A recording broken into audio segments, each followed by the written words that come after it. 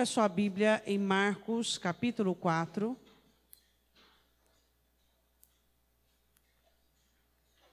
Marcos, capítulo 4.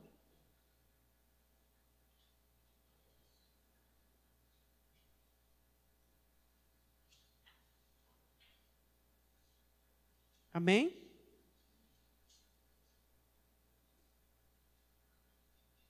Versículo de número 35.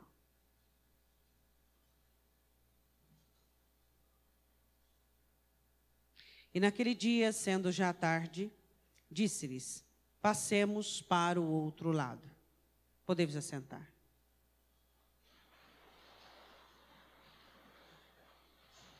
Jesus havia ministrado para algumas pessoas do barco, e ele estava falando sobre questões de discipulado, questões da Escritura, questões da palavra, e já era tarde.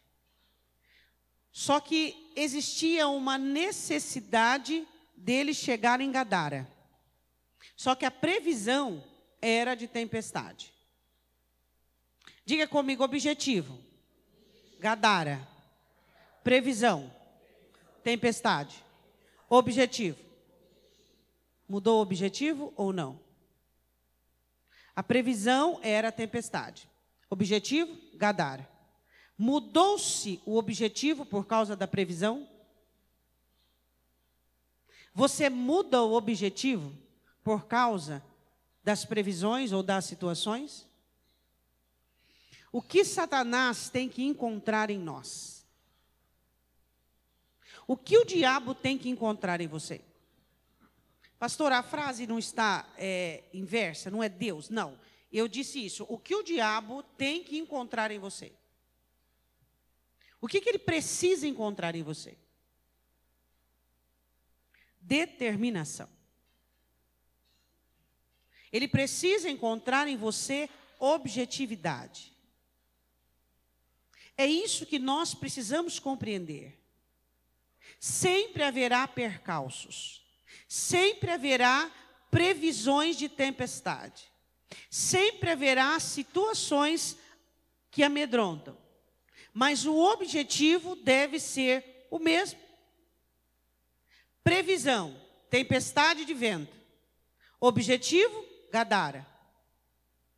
Tempestade, objetivo, Gadara. A questão é, eu e você não mudamos o curso e não mudamos o nosso objetivo pelas previsões ou até mesmo pelos acontecimentos. Nós somos pessoas que temos objetivos. E os nossos objetivos não são passeios. Jesus não ia passear em Gadara. Ele ia salvar uma província. Ele ia trazer luz para uma província. A questão é, na vida, sua vida é com objetivo ou sua vida é um passeio? Você já percebeu que existem vidas de algumas pessoas que parece que ela está sempre passeando? Sempre ela está sem rudimento, sem raízes, sem firmeza. Naquela parábola do semeador, onde nós aproveitamos aquela frase que o Senhor Jesus diz assim, sobre que a semente jogada nos pedregais, ela nasce com facilidade. Por quê? Porque não tinha raiz em si mesmo. Temos que ter terra profunda para que tenhamos raiz em nós mesmos. A questão é, o que o diabo tem que encontrar em mim? O que o diabo tem que encontrar em você? Um ser humano que sabe o que quer, um ser humano que sabe o que está fazendo da vida, que sabe para onde vai, um ser humano que sonda a si mesmo, vigia a si mesmo e sabe de onde saiu e onde quer chegar. É isso que Satanás precisa encontrar em nós, para que não exista tanta facilidade de mobilização. A questão é, Jesus olha para os discípulos e diz, vamos para o outro lado. Era tarde, mas tinha serviço para fazer. Ele não podia perder tempo, ele não queria descansar ali. Era tarde, ele estava cansado de um dia exaustivo de ministração. Jesus veio em carne como ser humano. Era tarde, ele estava cansado. Mas era necessário atravessar para chegar do outro lado. Quantos de nós, por cansaço, Nós não aproveitamos o tempo e a oportunidade da nossa vida e não atravessamos para os lados dos quais nós temos que chegar. Já era tarde. O objetivo Gadara, previsão, chuva, tempestade. O objetivo mudou? Não. O objetivo continua sendo Gadara. Qual é o seu objetivo? Ainda é o céu. Quantas chuvas, quantas tempestades, quantas situações, quantos problemas, quantas adversidades. O meu objetivo não mudou e nem o seu mudou. Quantas tentações, quantos vacilos, quantas debilidades, quantas fraquezas, quantos tropeços, quantas limitações. O objetivo não mudou. O meu objetivo não mudou desde os 7 anos de idade. E o seu? A questão é, você pode estar dentro da igreja, você pode estar orando, escutando a palavra, mas o seu objetivo pode ter mudado. Seu objetivo pode ser bens, família, bem-estar, opinião dos outros, opinião alheia, sociedade cristã. O nosso objetivo é o céu, o meu objetivo é o céu, o seu objetivo é o céu. Por isso que para mim e para você perdoar é fácil, continuar é preciso e esquecer uma necessidade. Porque o nosso objetivo é o céu. Nós não vivemos de passado, nem precisamos de questões. Amém? Nós nos embaraçamos com coisas. Nós já somos amarrados em Cristo. Nós já estamos firmes e determinados a amá-lo e a servi-lo de todo o nosso coração. Amém? A Bíblia diz assim, que Jesus dá a direção. Diga, Deus sempre dá a direção. Às vezes a direção pode ser de encontro a uma tempestade. Já aconteceu isso com você? O Senhor dá uma direção a você. E essa direção é encontro a uma tempestade. E você vai. Qual é o problema? As águas podem até encher o barco, mas a alma, o título da mensagem é: pode ser o fim dos recursos, mas não da fé. Às vezes os nossos recursos acabam. Às vezes as nossas habilidades chegam ao fim, às vezes os nossos adjetivos, mas a fé não. A fé ela é maravilhosa por isso, porque ela continua, ela persevera. A fé é absoluta. E se tem uma coisa gostosa, que Paulo diz em Romanos: tem tu fé? Tem em ti mesmo. Como é gostoso quando você olha para dentro de você e diz: Deus, eu tenho fé. Não, isso, se você tem um motivo na terra para alegrar-se, é disso. É você olhar para uma situação totalmente complexa, difícil. Uma situação que qualquer crente abaixaria a cabeça. Uma situação que qualquer ser humano definharia. E você olha para dentro de você e diz: Deus, eu tenho fé. Isso é maravilhoso. Você olha o quê? O trabalhar do Espírito Santo. Você olha a absorção da palavra, como Paulo diz, que a palavra vai absorver a sua vida. Você percebe que você está vivo, não porque você respira ou come, mas você tem vida eterna dentro de você. Você crê em Deus. Diga, é muito bom ter fé. Eu tenho muitas habilidades humanas, algumas, e eu tenho muitos adornos do Espírito Santo. Gosto muito dos adornos do Espírito Santo. Mas uma das coisas que eu gosto de ter é fé, sabia? Se tem uma coisa na minha vida que eu tenho dificuldade de admitir, é de macular a minha fé. Às vezes o ânimo, até a alegria, eu não faço muita questão da alegria. Não faço muita questão de algumas questões, mas da fé, eu falo a verdade para você, eu não abro mão. Se eu percebo que a minha fé está sequer arranhada, meu irmão, vira uma leoa. Eu vou atrás até conquistá-la, até trazê-la de volta do jeito em que ela era, e se não, melhor ainda. Porque a fé é tudo que eu tenho nele, né? Ela é proveniente do amor. Às vezes não dá para ter alegria todo o tempo, às vezes não dá para ter ânimo todo o tempo, mas a fé, meu irmão, chorando, sofrendo, padecendo, perdendo, você continua crendo nele. Porque ele é a sua vida. Sem ele não dá. É ou não é? E eu acredito que uma das coisas que mais entristece o ser humano é ser desacreditado, não é mesmo? Você já imaginou, irmão Dimir, se a irmã da frente disser assim para você: você pegou R$10 que há na minha bolsa, você gostaria disso? E você dizer assim, não peguei. E ela dizer, não, você pegou. Você imagina Deus?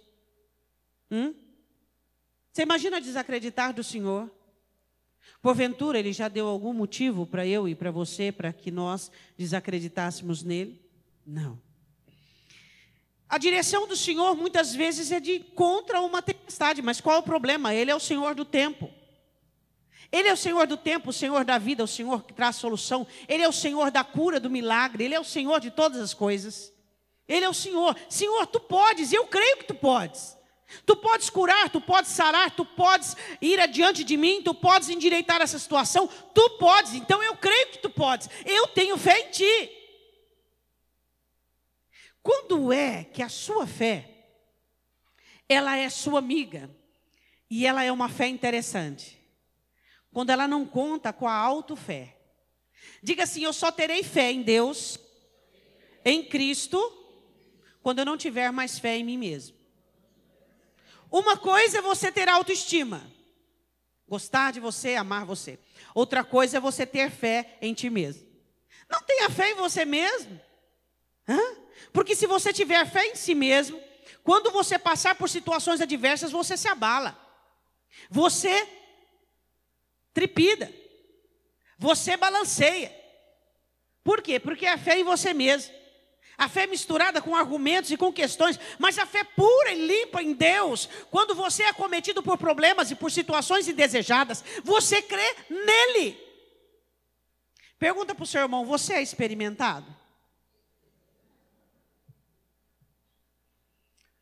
Você às vezes vê uma filmagem, uma fotografia daquelas crianças bem carentes, em países assim, bem carentes, com aquele monte de mosca no corpo, né? Você já viu? Um monte de mosca no corpo. E a criança está ali, estática, e aquele monte de mosca. E se um mosquito vier me perturbar, ou você, e você bate. E você bate, e você bate. Por quê? Porque você não é experimentado na mosca, nem quero que você seja experimentado na mosca. Às vezes tem mosquinhas que tocam em você já fica perturbado por causa de algumas mosquinhas. Nós somos experimentados, nós não paramos por qualquer coisa. É ou não é? Paulo diz que nós temos que ser pessoas experimentadas. Nós não damos valor a coisas que não mereçam valor. Nós não damos atenção a coisas que não mereçam atenção.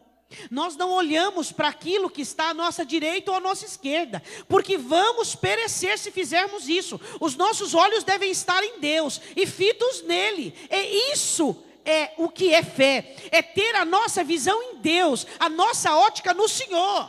Deixa as moscas. Coisinha aqui, coisinha ali, porque o marido falou, porque a mãe, porque o pai, porque o patrão, porque fizeram isso, fizeram aquilo. Para com isso. A questão é Deus. Ele me capturou e Ele capturou você. E nós temos um relacionamento lindo com Ele. O meu relacionamento com Deus é lindo. O seu relacionamento com Deus, a nossa comunhão com Deus é linda. E quando você está contente com o seu amado, você não olha para as outras questões. Diga amém. Versículo 36. E eles, deixando a multidão, o levaram consigo. Olhe para o seu irmão e diga assim, deixa a multidão e leve-o consigo. Eu me lembro de Cantares, quando a noiva, representando a igreja, disse, apartando eu um pouco deles, logo o achei. Como é importante você deixar a multidão de opiniões, a multidão de problemas, a multidão de pensamentos, a multidão de raciocínios, a multidão, e você levá-lo consigo. É ou não é? Como é importante que a sua comunhão com Ele seja estreitada, seja o relacionamento mais íntimo da sua vida. Ter coisas que você conversa com Ele, ter situações que você fala com Ele que nem o seu cônjuge sabe. Ter um relacionamento com o Senhor que nem o seu melhor amigo e a sua melhor amiga desfruta. Como é importante essa intimidade com o Senhor. Como é importante esse relacionamento estreito com Deus. Como é importante você ouvir a voz dEle falando com você, porque vocês dois são íntimos. Amém? Levaram Jesus consigo, assim como estava no barco. E havia também com eles muitos barquinhos. Jesus deixa onde eles estavam. Algumas pessoas abençoadas, todas foram para casa, mas alguns quiseram continuar a jornada. Será que na hora daquela tempestade as pessoas que foram nos barquinhos paralelos fizeram, por que viemos? Por que não fomos junto com os outros? Existem pessoas que são abençoadas e que voltam para suas vidas, para o seu cotidiano, para a sua história. Mas existem pessoas que não conseguem deixar ele, sabia? Não conseguem deixar ele. Ele se torna mais importante que os negócios, que os assuntos e que a vida. Sabia disso? Quantas pessoas estavam ouvindo o sermão do Senhor Jesus? Foram abençoados por ele. Tiveram suas famílias curadas, seus entes queridos sarados. Tiveram seus problemas resolvidos. Então Jesus os despediu e eles foram para casa. Mas alguns disseram, nós vamos com ele. Não conseguiram. É uma coisa que não dá para explicar. Não dá para explicar.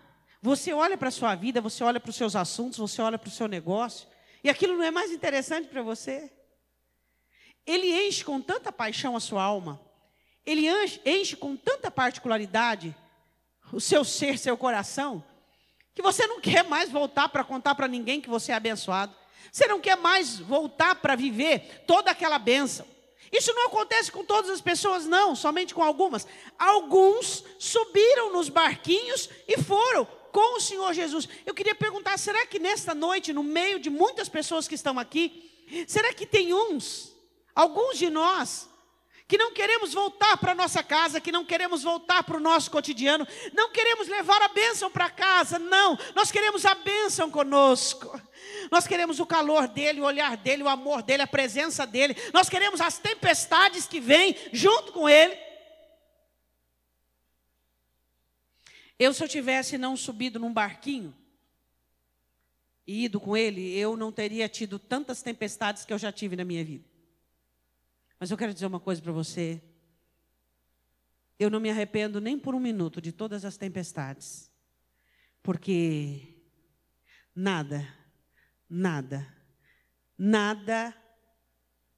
tem um preço maior do que estar com ele, mesmo em meio às tempestades. As pessoas que foram embora abençoadas não passaram por medo, temor, angústia e incerteza.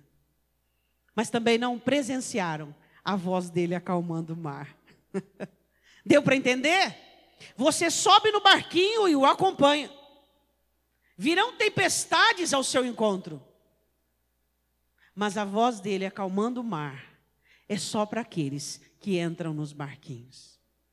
Quem de nós temos entrado nos barcos e dito, Senhor, seja tempestade, seja o que for, eu não quero só ser abençoado, eu quero ter comunhão contigo, eu quero ter uma vida junto com o Senhor, eu quero estar junto contigo, eu quero abandonar tudo e eu quero seguir-te como a tua palavra diz. Quem não abandonar tudo não pode ser meu discípulo. Senhor, eu quero ser seu discípulo, eu quero abandonar tudo, eu quero as tempestades, mas não quero as tempestades por eu estar vivo, eu quero tempestades de discípulo. São essas tempestades que eu quero. A Bíblia diz que foram alguns junto. 37. Levantando-se grande temporal de vento. Um vento muito forte. Começou a ventar. E quando começa a ventar, você sabe que vai vir tempestades. Não é verdade? Você alarma, fica muito alarmado quando vem os ventos? Quem sabe você está passando por um período de vendaval. Os ventos começam a se levantar, não tem brisa, e os ventos começam a soprar. E se você estivesse em terra seca, tudo bem. Você entraria dentro de casa, deixa o vento tocar, não é verdade? Só que você está no barco, de noite, no meio do mar e ventando. Não é bom. Por que situações na sua vida às vezes acontecesse no outro período, mas acontece justamente no período impróprio? O que você faz? De noite, meio do mar, barquinho, não é nem uma embarcação maravilhosa, né? Nem um Titanic, era um barquinho, que as ondas seriam grandes e gigantescas para o tamanho daquele barquinho. É igual a minha vida e sua vida. Nós não somos um barco enorme de primeira classe, somos barquinhos. E os ventos sopram, e as águas se levantam. E pelo barco ser pequeno, as ondas se levantam e entram as águas dentro do barco. e começa a encher o barco.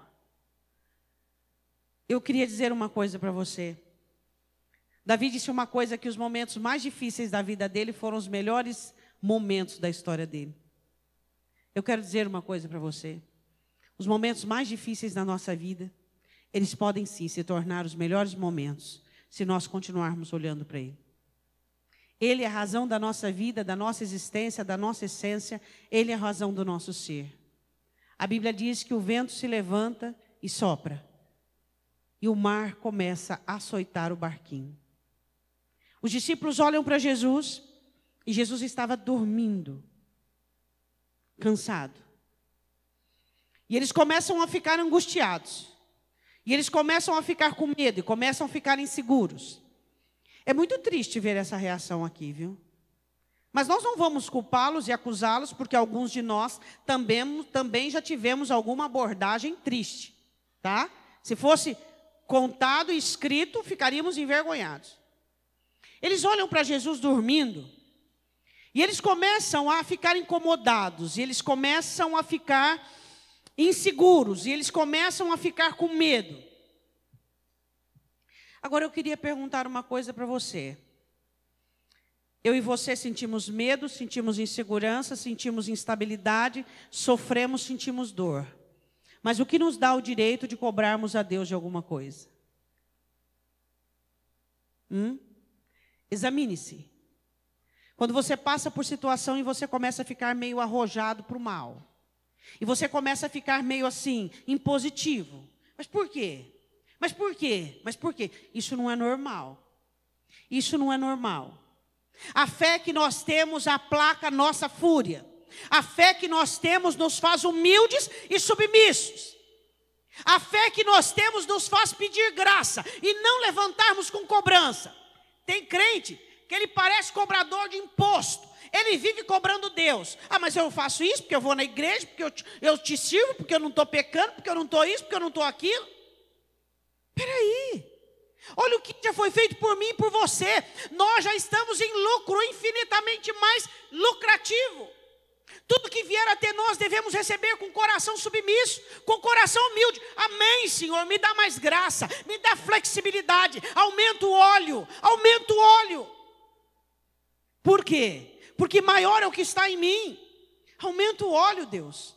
Eu só quero mais óleo. Me dê mais graça, me dê mais força.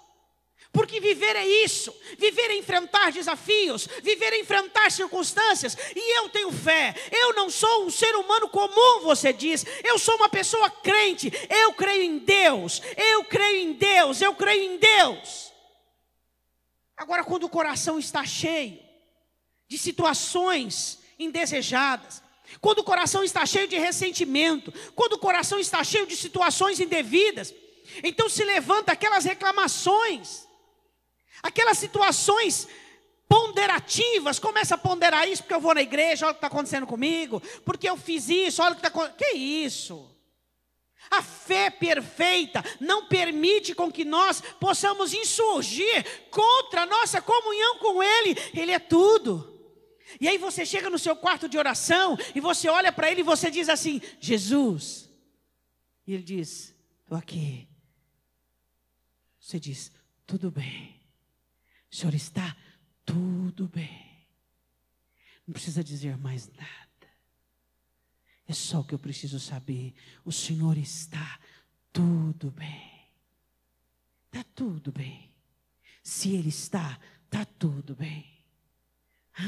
É tudo isso que eu e você precisamos saber. Os discípulos olhavam para Jesus. E o olhar ao Senhor dormindo não trazia paz. E o olhar ao Senhor repousando não trazia fé, não trazia confiança. Você só precisa saber que Ele está presente. Ele não precisa ter uma palavra bombástica para você. Ele não precisa ter uma notícia extraordinária para você. Ele não precisa dizer assim, ó filho meu, eis que te digo que amanhã...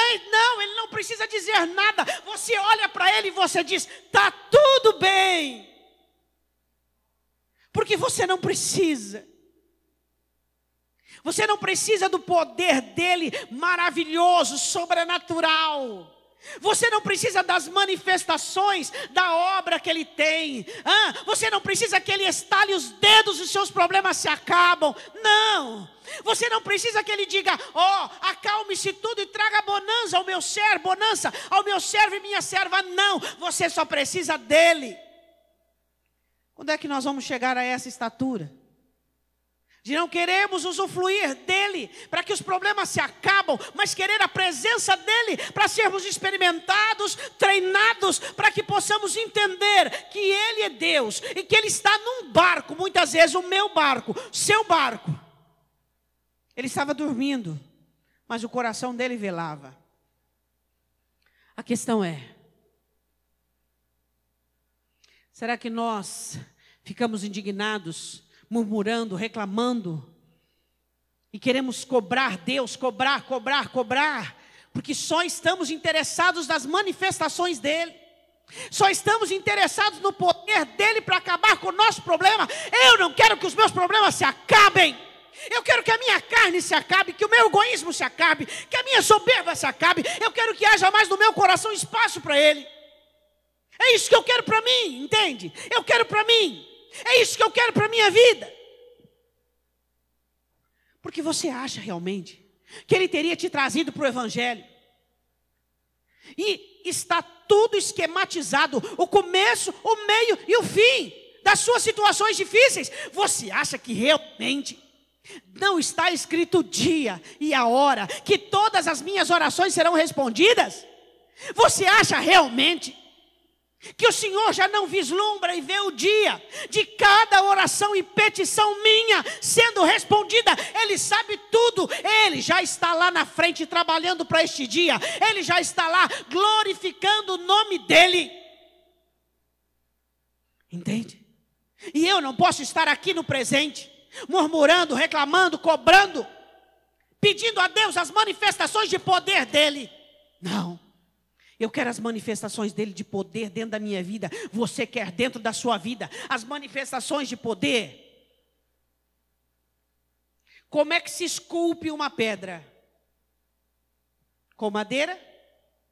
Não? Com algodão? Vai passando o algodão numa pedra, vê se forma alguma imagem.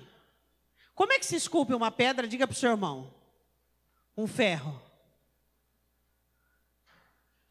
Você não vai ser esculpido com algodão. Você não vai ser esculpido com madeira. Eu e você somos esculpidos com ferro.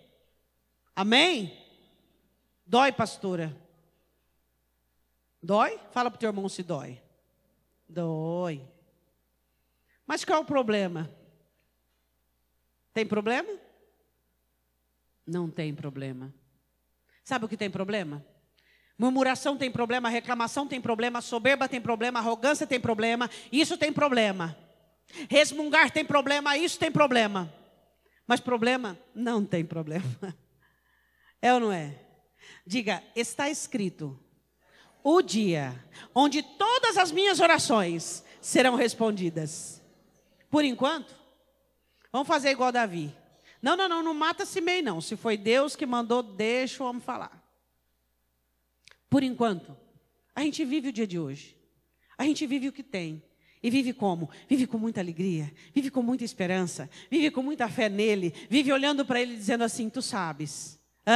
Ezequiel era um homem muito inteligente e ele dizia assim, tu sabes, tu sabes, tu sabes, tu sabes. Eu não preciso saber, mas tu sabes.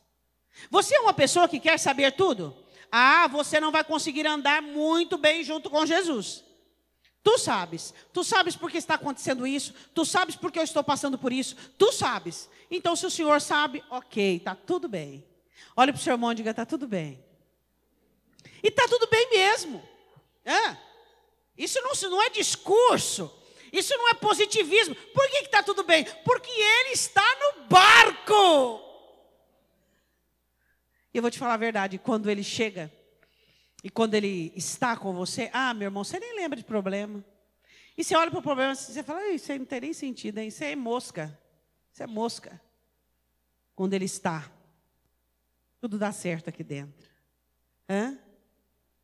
A Bíblia diz assim, no versículo próximo, e ele estava na popa dormindo sobre uma almofada, e despertaram-no dizendo, ele dorme, mas o seu coração vela. Eu queria saber o que significa isso aqui que eles disseram. Era uma pergunta, era uma oração, era uma cobrança, o que é aquilo ali? Mestre, mestre, mestre, está chovendo muito. Nós estamos com medo. Mestre, Pedro poderia dizer, eu posso dizer para o mar se acalmar? Mestre, eu posso dar uma palavra para o mar se acalmar? O que foi aquilo? Fala para mim. O que foi isso? O que foi isso? Eu só tenho uma explicação para isso. O último versículo. Quem é este?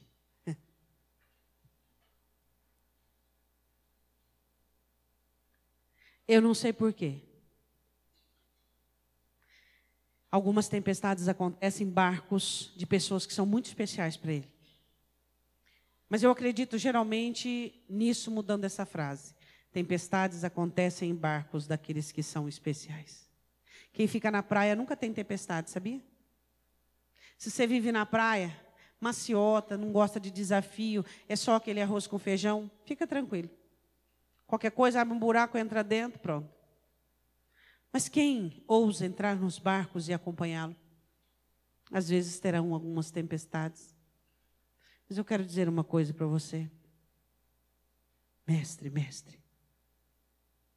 O que foi isso? O que foi isso? Foi uma pergunta? Não. Isso foi uma oração? Muito menos. Isso foi uma cobrança. Como eu posso cobrar alguém que me deu o céu? Como eu posso cobrar alguém que morreu na cruz e deu a vida em resgate por mim? Como eu posso reclamar de alguma coisa na minha vida se eu já estou em lucro? Se eu era para ser destruída lá onde eu estava, se você era para ser destruído lá no inferno, de onde você veio, de onde eu vim? Como eu posso cobrar alguma coisa dele? Eu não tenho condições humanas de olhar para ele e dizer assim, por quê? Eu não tenho cara. Eu não tenho cara. Eu olho para ele e digo assim, Senhor, me ajuda. Me ajuda. Me dê forças. Me sustenta. Me dê graça. Me dê unção. Me revigora. Me sustenta. Me ensina. Eu quero aprender o que é ser crente. Eu quero aprender o que é ter fé. Não importa o caminho pelo qual o Senhor me conduz. Eu quero caminhar. Eu não quero um caminho de flores e aplanados. Pode ter espinhos sim, Senhor, mas me dê os sapatos do Evangelho da Paz. Chega desse cristianismo de exigências. Chega desse cristianismo de frieza. Eles recebem uma repreensão sobre quem eles eram e sobre o que eles não tiveram. É muito difícil. Quando eu e você recebemos do Senhor Jesus palavras que falam sobre nós e sobre a nossa vida de uma maneira negativa. Como é difícil. Como é difícil ele olhar para mim e para você e dizer, você não teve, você não creu em mim, você não teve um coração manso, você não aprendeu com a situação, você não aprendeu com isso, você não foi grato, você não entendeu, você não compreendeu, você não olhou para a sua vida, você não cuidou da sua situação. Como é difícil. A Bíblia diz que eles dizem, mestre, não se te dá que pereçamos? O Senhor não se importa? O Senhor não se importa? O Senhor está dormindo enquanto o mar está alvoroçado pelo vento? Jesus não se importava. Quem disse que porque eu passo por vendavais e você, que ele não se importa? Quem disse que quando eu choro, ele não se importa? Ele está lá sentado comigo, colhendo as minhas lágrimas. Quem disse que quando eu oro e suplico e derramo o meu coração, Ele está ausente, distante, entronizado diante dos anjos? Ele não quer a presença dos anjos, Ele quer meu coração quebrantado, Ele quer minha alma contrita, é isso que Ele quer. Ele troca, diz a Bíblia, a presença dos anjos, Ele troca aquela singeleza do céu por um coração derramado, por uma alma quebrantada diante dEle. É isso que Ele prefere. Conheça o seu Senhor. O seu Senhor tem gostos de senhorios diferentes. Eu não sei quais são os senhorios que você conhece, mas o meu Senhor, Ele prefere as lágrimas dos quebrantados, os sussurros dos oprimidos, o clamor dos necessitados, a beleza dos anjos, a singeleza do céu. Nunca se viu e nunca se ouviu um Deus que trabalha para aqueles que nele espera. Porque o Deus alto e sublime habita com contrito de espírito e abatido de coração. Clame, ore, não reclame, não murmure, não pergunte por quê. Não se revolte, não faça isso. Não faça isso. Você acha que realmente Ele não se importa? Ele se importa, e muito. Não acho que aquilo que você pensa é o correto. Ele disse que estaria comigo e com você todos os dias. Ele está todos os dias. A Bíblia diz assim, 39, e ele despertando, repreendeu o vento e disse ao mar, cala-te, aquieta-te. Ele dá uma ordem ao mar e o mar lhe obedece. E o vento se aquietou, e houve grande bonança. Olhe para o seu irmão e diga assim, calma, vai vir a bonança. Amém? Vai vir a bonança. A bonança vai chegar. Ela vai chegar. Amém? Calma, tudo vai dar certo. Porque Ele está na polpa do barco. Porque Ele está no seu barco. E disse-lhes, por que estáis tão temerosos? Por que tanto medo? Você não tem vergonha dos medos que você já teve lá atrás? Você não se envergonha da timidez, da introspecção, daquele desespero que você um dia viveu? Por que tanto medo? Por quê? Por que tanto apego? Por quê? Por que tanto medo? E Jesus olha e diz assim, vocês ainda não têm fé? Como não tendes fé? Pastora, mas está ainda no capítulo 4. Em Mateus fala a mesma abordagem da passagem em Mateus 8. Era muito recente, fazia muito pouquinho tempo que eles estavam com Jesus, mas a sogra de Pedro já havia curado, algumas pessoas já tinham sido curadas e muitas coisas já haviam acontecido.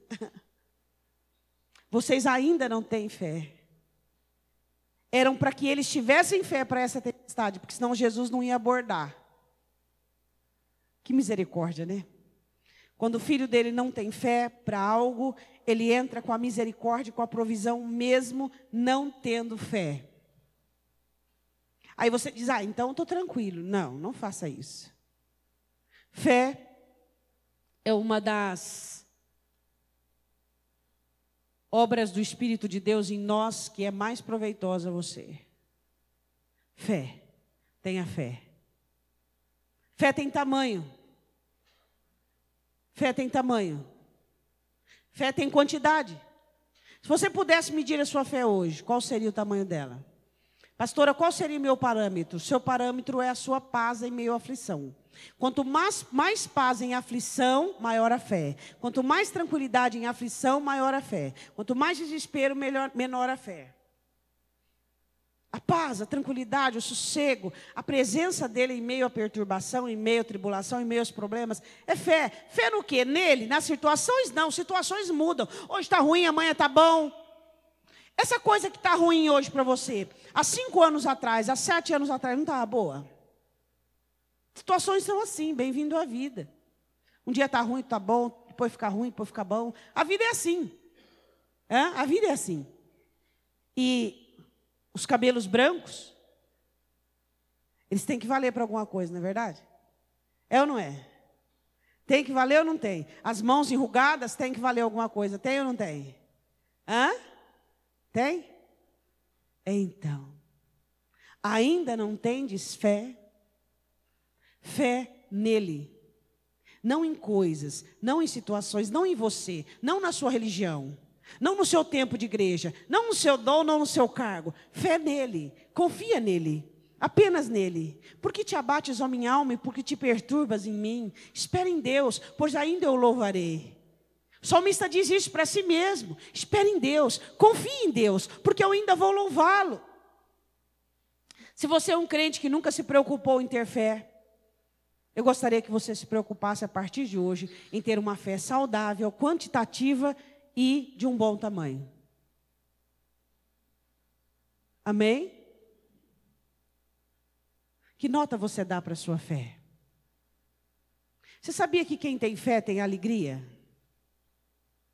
Alegria em servi-lo. É uma alegria de gratidão. Obrigado, Senhor. Obrigado por tudo. Obrigado. Pelo quê? Obrigado pela vida. Obrigado por ser salvo. Obrigado por confiar em Ti. Obrigado pelo Seu amor, pela Sua graça. Obrigado pelos meus problemas. Obrigada pelo nada. Esses dias eu estava orando a Deus e eu dizia assim para Ele: Senhor, obrigado pelo nada. Nada. E eu comecei a esboçar uma mensagem. E eu disse: Deus, obrigado pelo nada. As áreas onde eu não vejo nada. Obrigada pelo nada de amor e de carinho na vida do filho. Obrigado pelo nada. Obrigada pelo tempo em que está parado e não se tem notícias. Obrigado pelo nada. Eu te louvo pelo nada. Porque se eu te louvasse apenas no tudo, eu seria hipócrita. E eu não teria cara nem face para te louvar no tudo. Se eu não pudesse te dizer: Deus, obrigado pelo nada, porque o Senhor está no nada, e quando o Senhor está no nada, eu tenho tudo, porque eu sei que um dia tudo vai estar no devido lugar, mas aí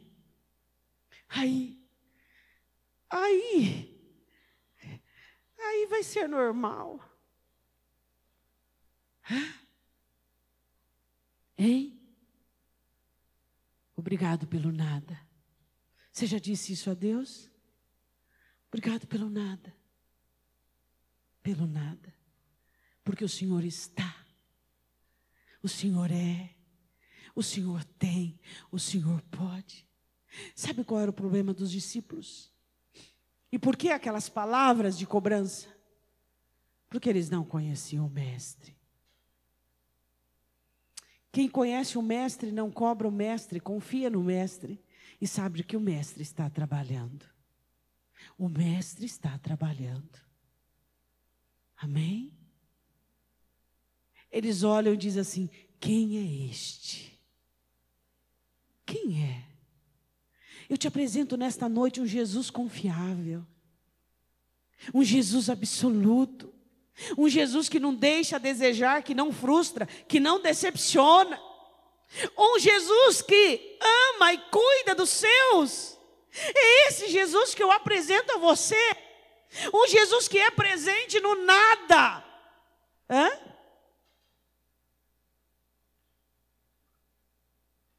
Quem sabe você é um dos queridinhos da graça.